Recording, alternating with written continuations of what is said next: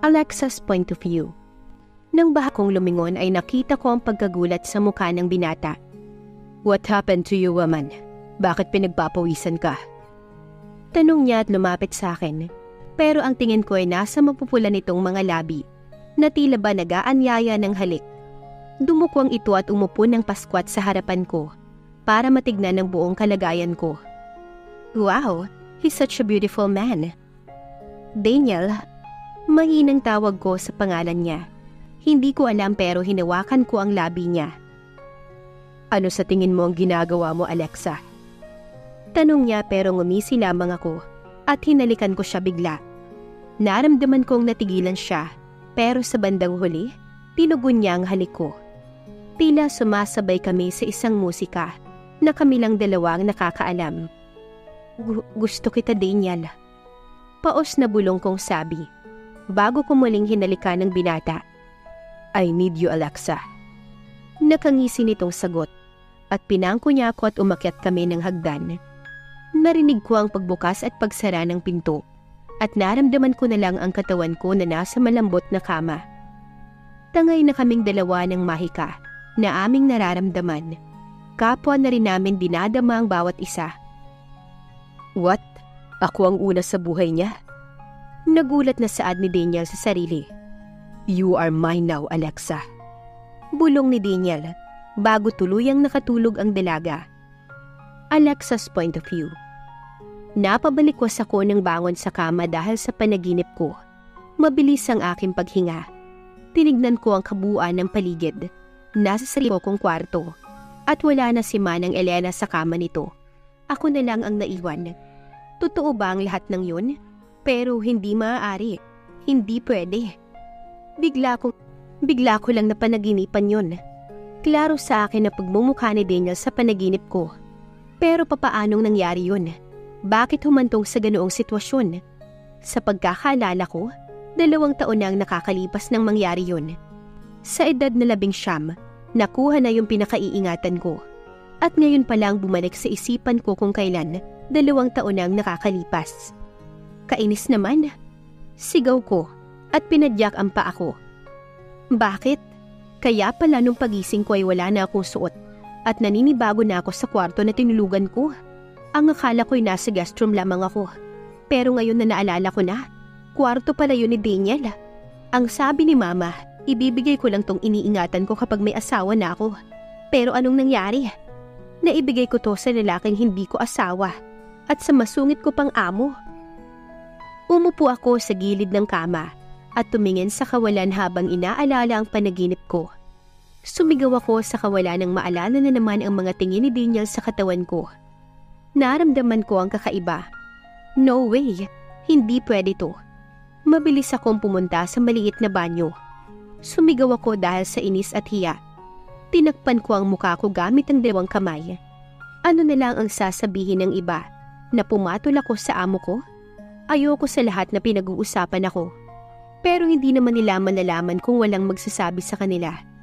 Malaking lihim ito between sa amin ni Daniel. Tumalon-talon ako habang nangingiyak na at natigil lamang ako nang may sumagi sa isipan ko. Nakuha niya ako ng ganun lang? Bigla akong napaigtad nang may padabog na bumukas sa pintuan ng banyo. Kaagad kong nakita ang nag-aanalang mukha ni Daniel.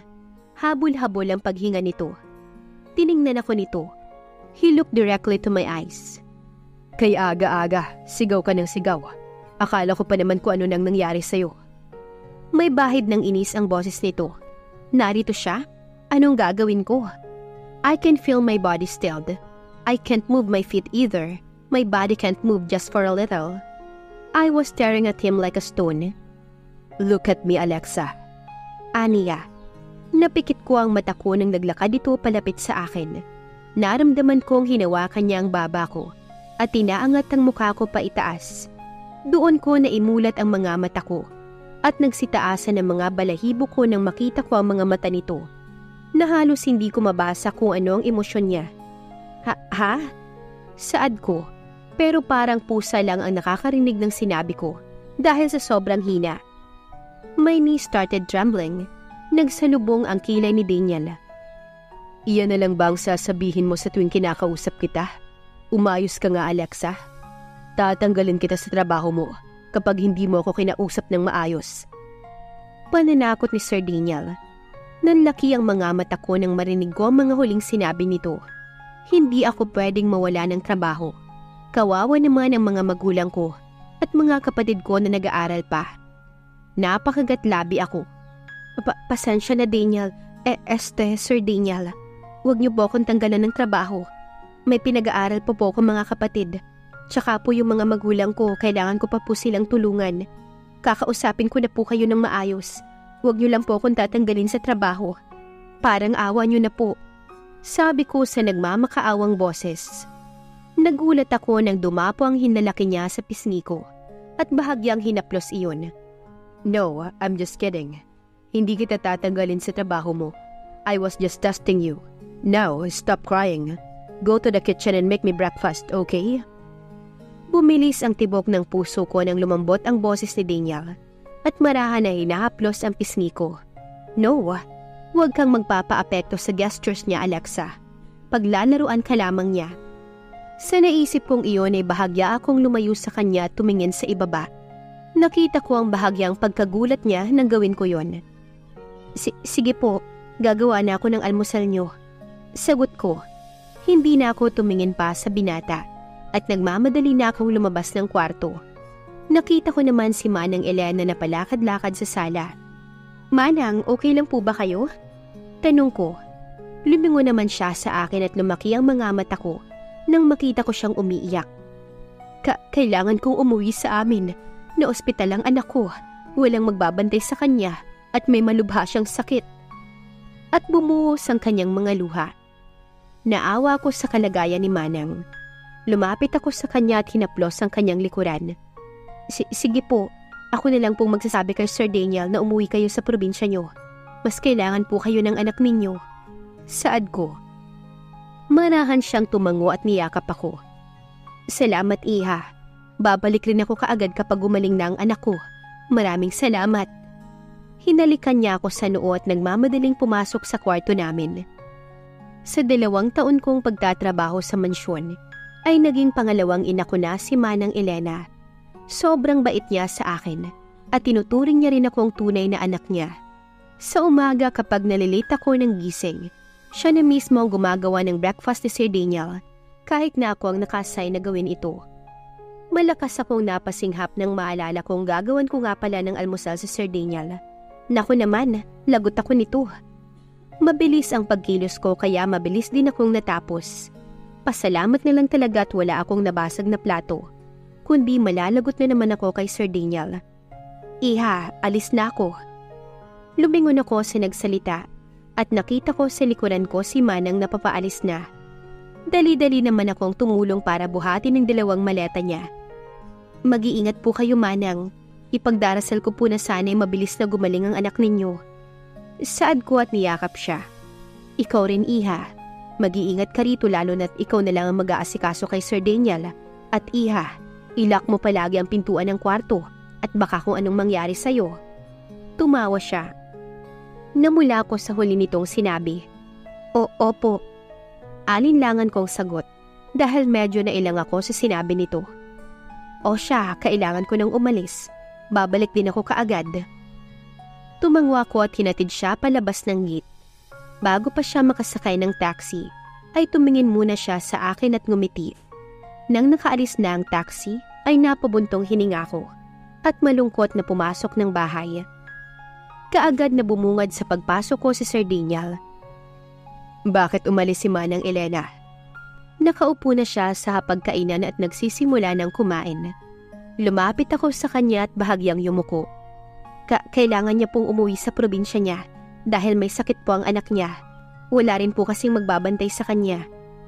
Saad ko at kinagat ang ibabang labi. Narinig ko ang pagbaba ng tinidor at kutsara. So ngayong ikaw na lang ang matitirang kasambahay dito. Inangat ko ang tingin ko. Nagtama ang aming mga mata. Napalunok ako dahil sa sinabi nito. Totoo naman kasi na ako na lang ang natirang kasambahay dito. Kaming 2 na lang ang nandirito sa bahay. Hindi ka ba mahihirapan? Tanong ni Daniel. Umiling ako at bahagyang kumunot ang noo niya. You know what? You look familiar to me, Alexa. Lumunok muli ako ng ilang beses at kumabog ang puso ko sa kaba. Naaalala niya kaya ang nangyari sa aming dalawa? Napapikit ako ng mariin dahil sa pagkakautal ko. Takang tinignan naman niya ako. Hinihintay ang isasagot ko. What? Hindi kita maintindihan. Siguro'y hahayaan ko na muna siya na magtanong o ungkatin ang nakaraan namin. Sa ngayon, ang marapat ko lang gawin ay ang mga gawain ng isang kasambahay. Lilinisin ko pa pala po yung balcony. Sige, maiwan ko na muna kayo, Sir Daniel. Sambit ko. Pero palusot ko lamang iyon. Hindi ko sinasadya na mapatingin sa labi nito at parang dahan-dahan ang nangyari. God, why are you doing this to me? Dapat parusahan niyo siya. Kinuha niya yung iniingatan ko nang hindi ako sang-ayon. Pinilig ko ang ulo ko at mabilis na umakyat ng balcony dahil hindi naman talaga ako maglilinis. Gusto ko lang makalanghap ng simoy ng hangin at iwasan si Daniel. Daniel's point of view. Walang gana kong kinuha ang cellphone ko at tinawagan ng isa sa mga kaibigan ko na maaaring makatulong sa akin. I want to know something. He immediately answered the call. Bakit nambubulabog ka na naman, Daniel? Bungad nito. Inilayo ko ang cellphone sa tenga ko at mariing pinikit ang mga mata ko. Don't shout. Hindi mo kailangan sumigaw. Ano ba ang problema mo? Sabihin mo na dahil marami pa akong gagawin. Research all information about Alexa Dizon, I said. Jonas chuckled a bit. Wow pare, bagong babae mo na naman yan. Maganda ba? Bigay mo na lang sa akin. Mas lalo akong nainis sa sinabi nito. Hindi ko rin alam kung bakit nainis ako bigla. Mahigpit kong hinawakan ng tinidora. 5 million, Jonas. Take it or leave it. Walang emosyong sabi ko. Ilang minutong walang nagsalita sa kabilang linya. Oh, okay. Just drop the money from my bank account. I will give you all the information about her. Tumango ako sa sinabi nito. Kainis na lalaking to. 5 million. I can't wait to hug them. Napangiwi ako nang sumigaw pa si Jonas sa kabilang linya. I ended the call and dropped down my phone above on the table. I want to know everything about you, Alexa. At bakit tila ba kilalang kilala na kita? Alexa's point of view. Natigilan ako sa kinatatayuan ko nang makita kong walang damit pang itaas si Sir Daniel na nakatalikod ngayon sa kusina at may kinakausap sa telepono.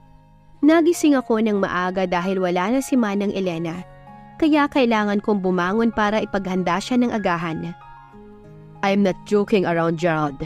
Hindi nga ako magdadala ng mga babae rito. Sakit lang sila sa ulo. Saad nito sa kausap. Dahan-dahan akong pumunta sa kusina para hindi siya maistorbo. Kinuha ko ang mga kakailanganin ko para sa pagluluto. Nang maalala ko na nasa refrigerator pala yung mga ingredients na kakailanganin ko. Malapit lang siya roon na kung susukatin ng distansya niya ay ang refrigerator ay nasa 2 inches lang. Wow, sakit sa ulo? Ilang babae na ngang dinala mo rito eh. Nakatalikod naman siya kaya okay lang siguro. Huminga muna ako ng malalim para mawala ang kabang nararamdaman ko. Nagsimula na akong maglakad ng marahan at lumapit sa refrigerator nang walang ginagawang ingay ni isa at inilabas ang mga ingredients. Nasarado ko ang refrigerator pero halos mawala na ako ng ulirat ng saktong pagsarado ko ng pintuan ay ang pagbungad sa akin ng mukha ni Daniel, crossing his arms to his chest. Good morning. Bati niya. Hindi ata maganda ang gising ng isang to. Magkasalubong kasi ang mga kilay. Good morning din po, Sir Daniel. Nahihiyang saad ko rito at tumalikod na rin ako para magawa na siya ng agahan. Am I allowing you to wear that kind of clothes? Lumingon ako sa kanya at nakita kong nagtaas baba ang tingin niya. White short at sando lang naman ang suot ko ah. Basa pa kasi ang maid outfit ko. Nalabhan ko lang yon kagabi. Bukas ng umaga pa yon matutuyo. Ito din ang suot kong pantulog. Po? Nakita ko ang pagtaas ng kilay ni Sir Daniel. Ang mata nito ay tinignan pababa ang katawan ko, saka bumuga ng hangin. Tila may kinuha ito sa bulsa ng suot nito. I want you to change your clothes right now, Alexa. Darating ang mga kaibigan ko. At alam ko ang iisipin nila kapag nakita kanila na ganyan ang suot. Aniya, namula naman ako sa sinabi ng binata, pero nag-aalangan akong tumango. Paano po yung agahan ninyo? Tanong ko rito. Don't bother it. Magdadala naman sila ng pagkain rito, kaya umakyat ka na at magpalit. Umiwas ako ng tingin at nanuyo ang lalamunan ko nang makita ko ang matipuno nitong katawan. Why are you blushing? Umangat ang tingin ko sa binata at nakita ko ang nanunod yun itong tingin. Umiling lang ako pero napaatras ako nang bigla itong lumapit. Kailangan ko pang iangat ang ulo ko dahil sa katangkaran nito. Hindi ako makahinga ng maayos dahil sa lapit namin sa isa't isa. One more thing, Alexa. Huwag mo na akong tatawaging Sir Daniel. From now on, you call me Daniel and erase the po and hope. When talking to me, I hate hearing those words coming out from you, okay? Pinagpantay niya ang mukha namin at kitang-kita ko ang gwapong mukha nito na kinamangha ko. Got it, Alexa? Kinakabahan akong sumagot, pero bumuka na lamang ang sariling bibig ko. Yes, sir. Ay, Daniel pala. Mahinang sabi ko. Nakita ko ngumiti ang binata na kinatigil ko. I saw him smile. The true smile on his face na hindi ko nakita simula nung una kong nagtrabaho dito. Palaging magkasalubong ang kilay niya. Blanco at walang emosyong makikita sa kanya. Pero ngayon, nakangiti na siya. Mas lalo siyang nagmukhang kamag-anak ni Adonis. You're so cute. Pinanggigilan niya ang namumula kong pisngi. Nagulat ako sa ginawa niya. Hindi ko akalain na ginagawa niya sa akin to. My God, bakit tila bumait siya? Bigla tuloy akong natakot kaya lumayo ako sa kanya. What's wrong? Tanong nito pero umiling lamang ako at tumakbo ng mabilis papunta sa kwarto. Narinig ko naman ang tawa ni Daniel. Mabilis akong humiga sa malambot na kama habang nakatingin sa kisame. Nang sumagi sa isipan ko ang ngiti ni Daniel, hinawakan ko ang magkabilang pisngi ko. Ang cute ko raw? Napangiti ako na may kasamang kilig at tinakpan ng una ng mukha ko. Hindi ko na talaga kayang pigilan ang nararamdaman ko. Mahal ko na talaga ang boss ko. Ani ko sa sarili. Magkaamin na kaya ng nararamdaman sina Alexa at Daniel? Abangan sa susunod na kabanata. Please like, share, subscribe for more updates. Maraming salamat po.